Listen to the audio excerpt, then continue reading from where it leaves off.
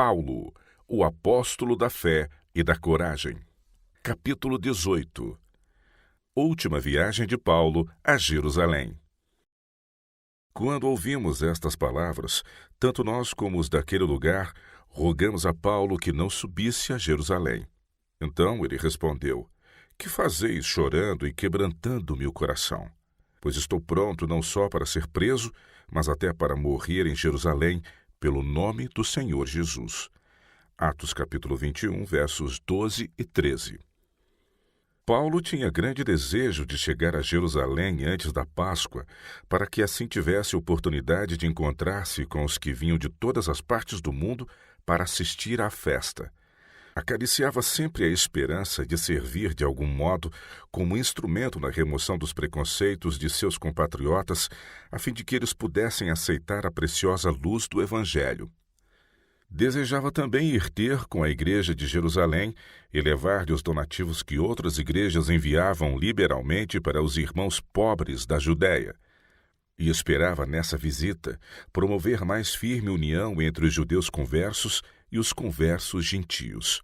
Tendo completado seu trabalho em Corinto, determinou navegar diretamente para um dos portos da costa da Palestina. Todos os arranjos tinham sido feitos e ele estava prestes a tomar o navio quando foi informado de uma trama dos judeus para tirar-lhe a vida. Esses inimigos da fé tinham sido derrotados em todos os seus esforços para pôr termo à obra do apóstolo. Desde a tentativa frustrada de conseguir sua condenação por Gálio, 5 anos antes, tinham sido incapazes de levantar o povo ou os governantes contra ele. A obra do Evangelho tinha progredido a despeito de toda a oposição. De todas as partes vinham notícias da propagação da nova doutrina, segundo a qual os judeus eram liberados de suas observâncias distintivas e os gentios eram admitidos a iguais privilégios como filhos de Abraão. O sucesso que acompanhava a pregação desta doutrina, que com todo o seu ódio os judeus não podiam contestar, levava-os ao desvario. Paulo, em sua pregação em Corinto, apresentou os mesmos argumentos que expunha com tanta veemência em suas epístolas. Sua firme declaração: não pode haver grego nem judeu, circuncisão nem incircuncisão, era considerada por seus inimigos como ousada blasfêmia e decidiram que sua voz devia ser silenciada. Enquanto ele estivesse sob a proteção das autoridades romanas, não seria prudente molestá-lo, mas eles satisfariam sua vingança tão logo o navio tivesse deixado a praia. Não seria difícil subornar o capitão ou os marinheiros para praticarem qualquer ato de violência. Tendo sido avisado da conspiração, Paulo resolveu mudar sua rota e dar a volta pela Macedônia, acompanhado por um número suficiente de irmãos para protegê-lo. Teve de renunciar ao plano de chegar a Jerusalém em tempo para as festividades da Páscoa, mas esperou lá estar para o Pentecostes. Uma providência superior fez com que o apóstolo retardasse sua viagem, porque tivesse ele estado presente na Páscoa, teria sido acusado de ser cúmplice de um tumulto que teve lugar naquela ocasião, e que foi provocado pelas pretensões de um impostor egípcio que afirmava ser o Messias. Em Filipos, Paulo permaneceu para celebrar a Páscoa. Só Lucas ficou com ele, partindo os demais membros da comitiva para Troade, a fim de ali o esperarem. Os filipenses eram, dentre os conversos do apóstolo, os mais amorosos e sinceros, e durante os 8 dias de festividade, ele usufruiu pacífica e feliz comunhão com eles. A viagem de Filipos em diante foi prejudicada pelos ventos contrários, de sorte que 5 dias, em vez de 2, o tempo costumeiro, foram necessários para chegar a Troade. Ali Paulo ficou 7 dias, e como era seu costume, aproveitou a oportunidade para animar e fortalecer os crentes.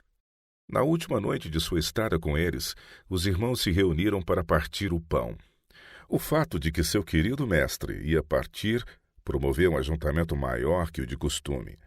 Reuniram-se num cenáculo no 3º andar, no lugar mais ameno e agradável para tal reunião, naquela quente noite primaveril. As noites eram então escuras, mas havia muitas luzes no salão. A mente de Paulo estava impressionada com o senso dos perigos que o aguardavam e a incerteza de tornar a encontrar-se com esses irmãos. Tinha assuntos de grande importância para apresentar-lhes, e ao fervor de seu amor e solicitude por eles, pregou até a meia-noite. No peitoril amplo de uma janela, cujas venezianas tinham sido escancaradas, estava assentado um jovem por nome Eutico. Nesta perigosa posição, ele foi tomado por um sono profundo e finalmente caiu do seu assento pátio abaixo. O discurso foi interrompido. Tudo era alarma e confusão. O jovem foi levantado morto e muitos se reuniram em torno dele com gritos e lamentações. Mas Paulo, passando por entre o grupo atribulado, abraçou o jovem e fez uma fervorosa oração para que Deus restaurasse a vida ao morto. A oração foi atendida. Acima do som dos clamores e lamentações, a voz do apóstolo foi ouvida dizendo: "Não vos perturbeis, que a vida nele está." Com regozijo, no entanto, em profunda humildade ante esta assinalada manifestação do poder e misericórdia de Deus, os crentes voltaram a se reunir no cenáculo. Participaram da comunhão e então Paulo continuou seu discurso até a alvorada. Eutico estava agora plenamente restaurado, e eles o levaram à congregação e sentiram-se grandemente confortados. Havia chegado a hora em que o grupo devia separar-se. Os irmãos que acompanhavam Paulo subiram a bordo do navio que estava prestes a zarpar. O apóstolo, porém, preferiu fazer por terra, sozinho, a viagem até Assos, onde então juntou-se novamente a seus companheiros de bordo. As dificuldades e perigos relacionados com sua próxima visita a Jerusalém, a atitude da igreja ali para com ele e sua obra, bem como a condição das igrejas e o interesse na obra do Evangelho em outros campos, eram assuntos de ardente e solícita preocupação, e ele preferiu fazer aquele trecho da viagem a sós para que pudesse ter oportunidade de reflexão e comunhão com Deus.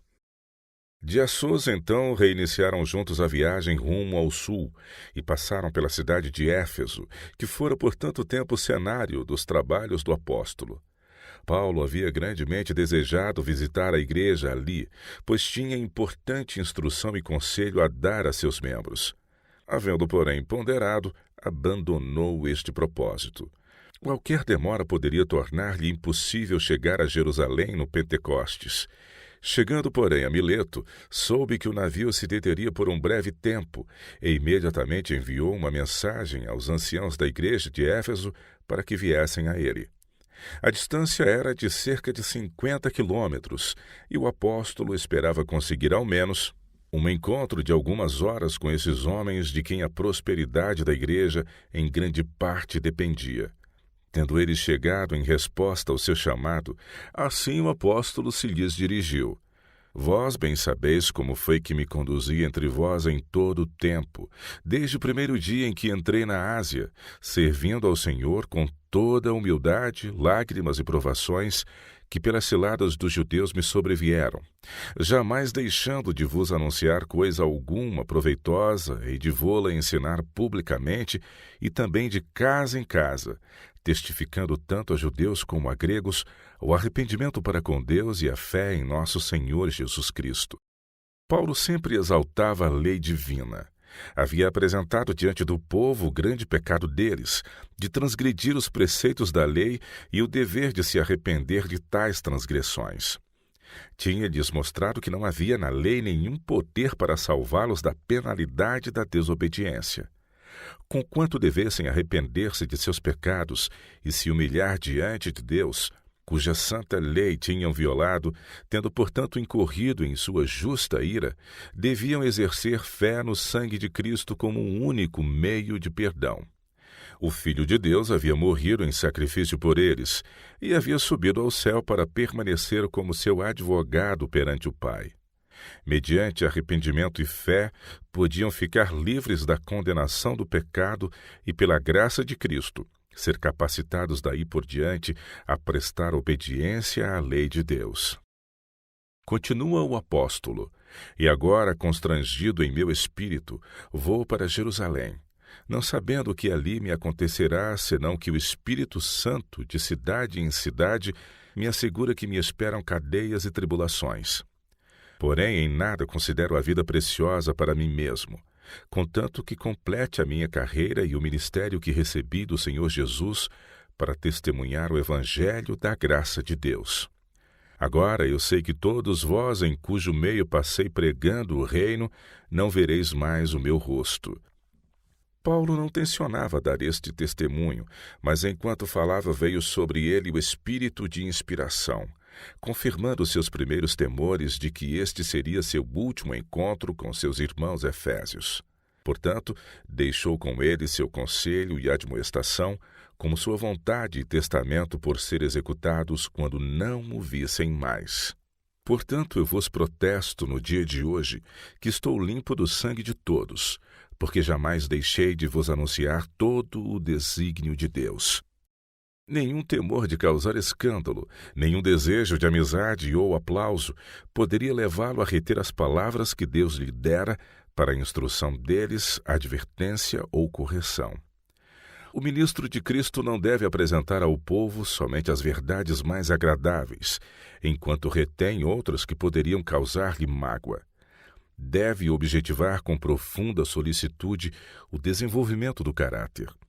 Se vir que alguém no rebanho está acariciando o pecado, precisa, como fiel pastor, dar-lhe instrução da palavra de Deus que se aplique ao caso. Se lhe permitir que prossiga confiadamente sem advertência, será responsabilizado por seu sangue. O pastor que cumpre seu elevado encargo deve instruir seu povo sobre cada ponto da fé cristã, sobretudo o que deve ser ou fazer, a fim de se apresentar perfeito no dia de Deus. O apóstolo adverte seus irmãos: atendei por vós e por todo o rebanho sobre o qual o Espírito Santo vos constituiu bispos, para pastoreardes a igreja de Deus, a qual ele comprou com o seu próprio sangue. Se os ministros do Evangelho tivessem sempre em mente que estão lidando com a aquisição do sangue de Cristo, teriam um mais profundo senso da solene importância de seu trabalho. Devem ter cuidado de si e do rebanho. Seu próprio exemplo deve ilustrar e fortalecer suas instruções. Aqueles que ensinam a outros o caminho da vida devem ser cuidadosos para não dar ocasião de se falar mal da verdade. Como representantes de Cristo, devem manter a honra do seu nome. Mediante devoção, pureza de vida, pia conversação, devem mostrar-se dignos de sua vocação.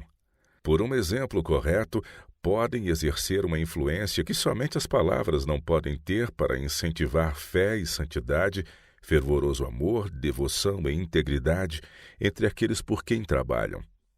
Deus requer de todos os seus servos destemor na pregação da palavra, fidelidade na exemplificação de seus preceitos, mesmo que venham a ser desprezados, ultrajados, hostilizados ou perseguidos.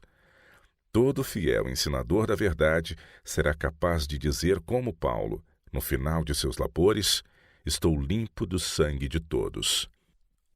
O Espírito Santo revelou ao apóstolo os perigos que assaltariam a igreja de Éfeso. Eu sei que depois da minha partida entre vós penetrarão lobos vorazes, que não pouparão o rebanho, e que dentre vós mesmos se levantarão homens falando coisas pervertidas para arrastar os discípulos atrás deles. Paulo tremia pela igreja ao antecipar os ataques que ela devia sofrer de inimigos externos e internos. É enquanto dorme o lavrador que o joio é semeado. Enquanto os pastores estão negligenciando o seu dever, o lobo consegue entrada no rebanho. Com solene fervor exortou seus irmãos a guardar vigilante seu sagrado depósito. Como exemplo, apresentou-lhes seu próprio infatigável trabalho entre eles. Portanto, vigiai, lembrando-vos de que por 3 anos, noite e dia, não cessei de admoestar com lágrimas a cada um. Agora, pois, continuou ele, encomendo-vos ao Senhor e à palavra da sua graça, que tem poder para vos edificar e dar herança entre todos os que são santificados. De ninguém cobicei prata, nem ouro, nem vestes. Alguns dos irmãos efésios eram ricos, mas Paulo jamais procurara tirar deles benefício pessoal. Não fazia parte de sua mensagem chamar a atenção para suas próprias necessidades. Declara ele: estas mãos serviram para o que me era necessário a mim e aos que estavam comigo. Em meio a seus árduos labores e extensas jornadas pela causa de Cristo, ele fora capaz não apenas de suprir suas próprias necessidades, mas de poupar alguma coisa para o sustento de seus companheiros de trabalho e para ajudar aos pobres dignos. Isto ele conseguia somente por incessante diligência e estrita economia. Bem podia ele apontar para seu próprio exemplo quando disse: tenho-vos mostrado em tudo que, trabalhando assim, é mister socorrer os necessitados e recordar as palavras do próprio Senhor Jesus. Mais bem-aventurado é dar que receber. Tendo dito estas coisas, ajoelhando-se, orou com todos eles. Então houve grande pranto entre todos, e abraçando afetuosamente a Paulo, o beijavam, entristecidos especialmente pela palavra que ele dissera, que não mais veriam o seu rosto. Por sua fidelidade à verdade, Paulo inspirou intenso ódio, mas também inspirou a mais profunda e calorosa afeição. Com tristeza, os discípulos o acompanharam até ao navio, tendo o coração cheio de ansiedade pelo futuro do apóstolo e o deles mesmos. As lágrimas de Paulo caíam livremente ao separar-se desses irmãos, e depois de ter embarcado veio a ele da praia o som de pranto. Com o coração cheio de pesar, os anciãos voltaram para casa, sabendo que não podiam esperar mais ajuda daquele que sentira tão profundo interesse e trabalhara com tão grande zelo por eles e pela igreja sob seus cuidados. De Mileto, os viajantes fizeram uma favorável viagem para Pátara, na praia sudeste da Ásia Menor, onde deixaram seu navio e compraram passagem em outra embarcação que seguia para a costa da Fenícia. Outra vez eles tiveram ventos favoráveis e 2 semanas completas antes do Pentecostes, atracaram em Tiro, onde o navio devia ser descarregado. A ansiedade do apóstolo quanto à chegada a Jerusalém estava agora no fim. Havia alguns discípulos em Tiro e, tendo-os encontrado, passou com eles a semana seguinte. O Espírito Santo revelara a esses irmãos algo dos perigos que aguardavam Paulo em Jerusalém e tentaram dissuadi-lo do seu propósito. Mas o mesmo Espírito que o tinha avisado de aflições, cadeias e prisão, ainda o impelia para a frente como um voluntário cativo. Terminada a semana, Paulo os deixou.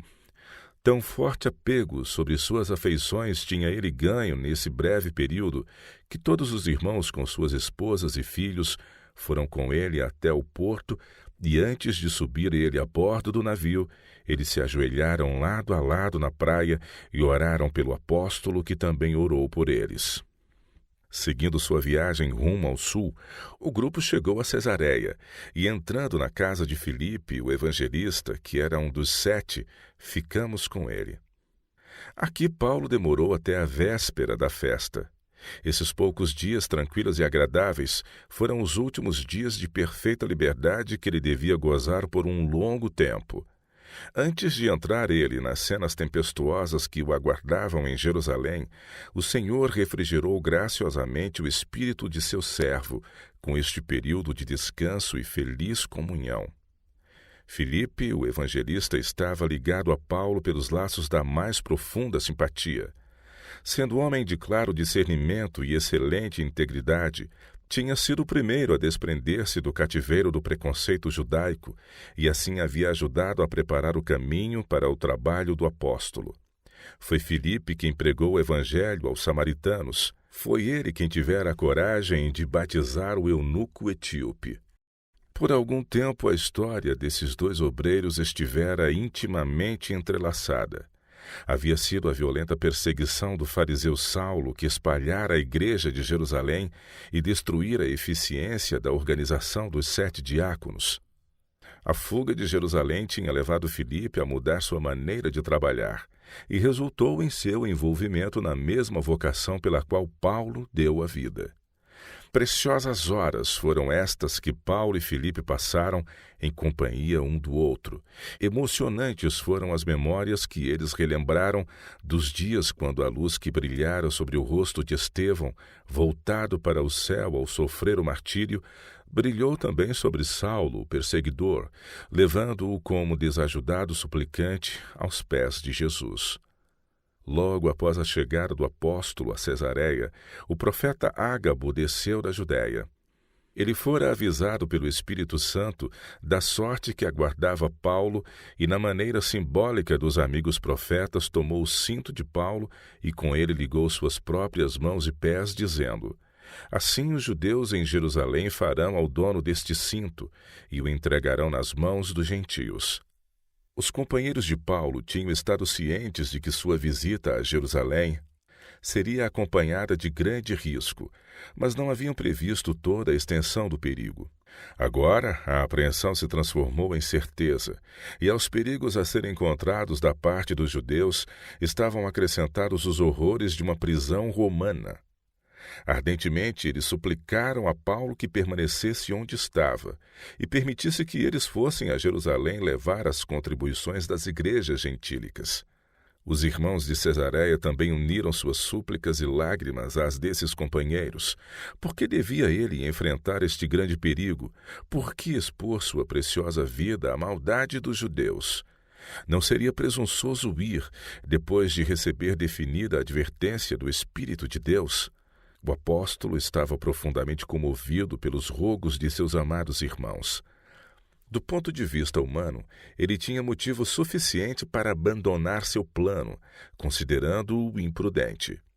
Mas sentia que estava se movendo pela vontade de Deus e não podia ser dissuadido pela voz de amigos ou mesmo pela advertência do profeta. Não se desviaria do caminho do dever nem para a mão direita nem para a esquerda. Devia seguir a Cristo, se necessário fosse, para a prisão e morte. Suas lágrimas não eram por si mesmo, mas em simpatia por seus irmãos, sobre os quais sua decisão tinha trazido tão grande tristeza. Que fazeis chorando e quebrantando-me o coração? Exclamou ele. Pois estou pronto não só para ser preso, mas até para morrer em Jerusalém pelo nome do Senhor Jesus. Vendo que lhe causavam dor sem mudar o seu propósito, os irmãos cessaram sua importunação, dizendo apenas: faça-se a vontade do Senhor. Logo chegou o momento em que a breve estada em Cesareia teve fim, e acompanhado por alguns irmãos dali, Paulo e sua comitiva partiram para Jerusalém, com o coração profundamente turbado pelo pressentimento dos males vindouros. A multidão que chegava para as festas anuais era tão grande que os estrangeiros, com frequência, não conseguiam encontrar abrigo na cidade e eram obrigados a recorrer a tendas fora dos muros. Mas, de acordo com arranjos prévios, o apóstolo e seus acompanhantes deveriam ser hospedados em casa de um certo Mnasson, natural de Chipre, velho discípulo. Desde sua conversão, as visitas de Paulo a Jerusalém sempre tinham sido acompanhadas de ansiedade e com um sentimento de remorso ao contemplar ele os cenários que recordavam sua vida anterior. Ali estava a escola de Gamaliel, onde ele tinha recebido sua educação, a sinagoga em que ele adorava, a casa onde o sumo sacerdote lhe havia dado sua comissão a Damasco, o local onde o sangue de Estevão tinha testemunhado por Cristo. Ao olhar o apóstolo para o lugar daquele martírio, a cena em toda a sua vividez surgiu diante dele. Estava ele indo enfrentar sorte semelhante? Nunca havia palmilhado as ruas de Jerusalém com um coração tão triste como agora. Sabia que encontraria poucos amigos e muitos inimigos. Nas multidões ao seu redor estavam milhares a quem a própria menção do seu nome levaria ao desvario. Ele estava na cidade que tinha sido assassina dos profetas, que havia rejeitado e imolado o Filho de Deus e sobre a qual pairavam agora as ameaças da ira divina.